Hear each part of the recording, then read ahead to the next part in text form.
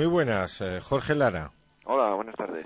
Jorge, queremos dialogar contigo hoy sobre la esclavitud infantil en Europa. En nuestro programa hemos hablado de manera reiterada en varias ocasiones sobre uno de los grandes dramas del siglo XXI, del siglo XX también lo fue, la existencia de 400 millones de niños esclavos.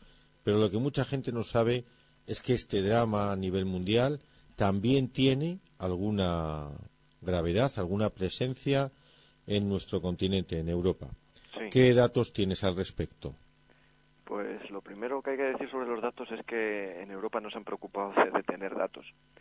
Hay datos muy antiguos, muy atrasados.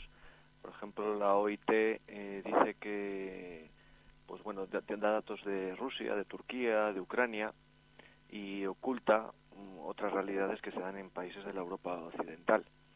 Hay un antiguo informe del año 98 que habla de 2 millones en Europa y que se limita solo a las peores formas de lo que ellos llaman, ¿no? Peores formas de explotación infantil. Pero vamos, se va constatando, poco a poco va saliendo a la luz, pues que en países supuestamente tan avanzados como el Reino Unido, Dinamarca, Holanda, Francia, la propia España, Italia, pues hay una realidad de explotación infantil tremenda. ¿Qué hacen los niños esclavos en estos países? ¿Cuáles son sus ocupaciones? ¿Los podemos ver por la calle? Bueno, hay de todo. Por un lado es un tema bastante oculto porque un buen número de estos niños están siendo utilizados en trabajo doméstico, o en explotación usándoles pues de sirvientes, de auténticos esclavos domésticos que se camuflan muy fácilmente. Esto lo están denunciando algunas organizaciones, por ejemplo en Inglaterra, en Francia, dado que tienen una realidad histórica de colonialismo, pues muchas de sus antiguas colonias son las suministradoras de esta mano de obra esclava infantil que se utiliza para cuidar otros niños, para trabajos de atención a las casas y se camufla mucho porque a veces les traen a Europa pues como supuestamente niños adoptados o hijos propios y bueno, y luego les están explotando. También se está trabajando y explotando mucho en el sector textil, en la agricultura, también en el tráfico de drogas y por supuesto también en la explotación sexual. Los medios de comunicación de esto nada, ¿no?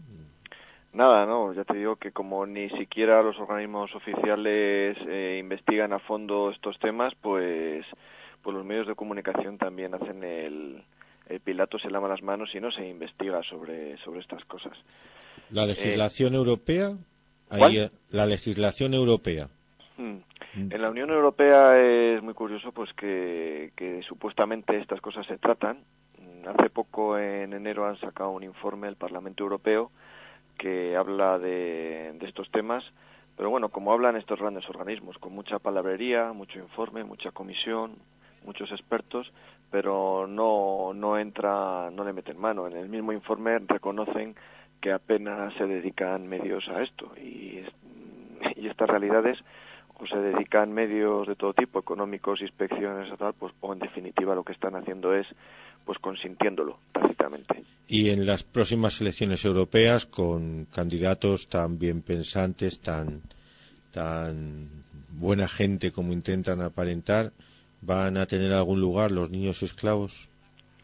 En los grandes partidos lo que nos tememos por la experiencia es que claramente no. Va a ser un tema por el que van a pasar por encima. Y en todo caso pues esperamos que pequeños partidos como el SAIN, que también aquí habréis hablado alguna vez, pues es el que claramente lo pone en su programa como una de las prioridades. ¿Como prioridad principal o un asunto más?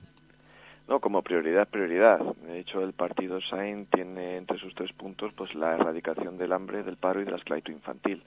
Entonces, esto supone poner en primera línea de la acción política, algo que los demás partidos, pues bueno, si lo tocan muy tangencialmente o con buenas palabras, como siempre.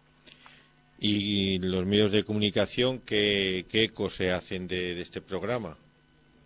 Los medios de comunicación pues tratan a partidos como el SAIN de forma muy poco profesional. porque algo tan revolucionario como que en la política alguien plantee estas cosas, pues apenas tiene eco, no dejan de tratarlo pues como cosas anecdóticas en todo caso, no lo mira como si dijéramos el partido taurino o tal. Pues aquí hay unos que hablan de esto, ¿no? Y no descubren la carga moral que tiene y que necesita nuestra sociedad. Estamos conversando con Jorge Lara, nuestro corresponsal para temas europeos, hoy sobre la esclavitud infantil, el gran drama laboral y sindical del siglo XX y del siglo XXI en el mundo, tocando un aspecto importante de este grave crimen, que es que también ocurre en Europa. Jorge, ¿qué papel están cumpliendo las multinacionales en este crimen? Bueno, las multinacionales son los grandes puntales de la explotación infantil, porque están, por un lado, trasladando mucha producción a países donde no se respetan los derechos laborales de los adultos y menos de los niños. Tenemos datos, hace poco ha sido denunciado, por ejemplo, la empresa Zara. Vamos, ya viene siendo denunciado, pero hace poco han salido nuevas denuncias en Portugal, pues de niños que estaban trabajando fabricando calzados. Y esta es una de las razones de las que Zara ha llegado a ser uno de los principales productores textiles del mundo, porque está aprovechándose de la explotación de los niños. Me parece que es el español que está más arriba en la famosa lista de Forbes, sí. Nada menos. Y eso que como se divorció de la mujer, pues su patrimonio se dividió entre los dos a la mitad, que si sumas los dos, pues suben mucho en esa lista. Mira, en este asunto un tema importantísimo deberían ser los sindicatos. Si alguien tiene que defender los derechos de los trabajadores, son los sindicatos, y sin embargo no parece que tampoco estén alzando la voz por los niños esclavos. Como decía aquella canción, nada de nada, ni mucho ni poco, y se quedan mirando la subvención llegar. Habría que cambiar la frase, ¿no?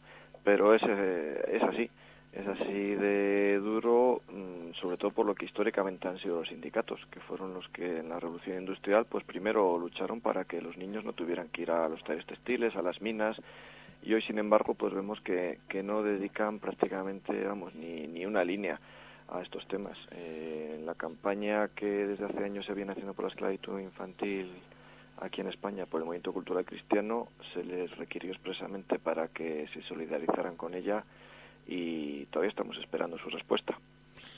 Entonces, ¿cuál sería la conclusión de todo este tema? ¿Cuál sería el punto final que quieres poner a esta entrevista?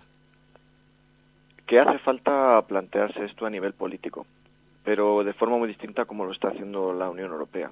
Como te decía, es muy significativo y yo recomiendo a que quiera que lo busque y lo lea, está en Internet, el último informe que ha aprobado el Parlamento Europeo, pues para ver todo lo que tiene de palabrería, todo lo que tiene también de algunos datos que son interesantes, que pueden venir bien, conocer esos datos, pero luego en definitiva ver cómo echa la responsabilidad fuera.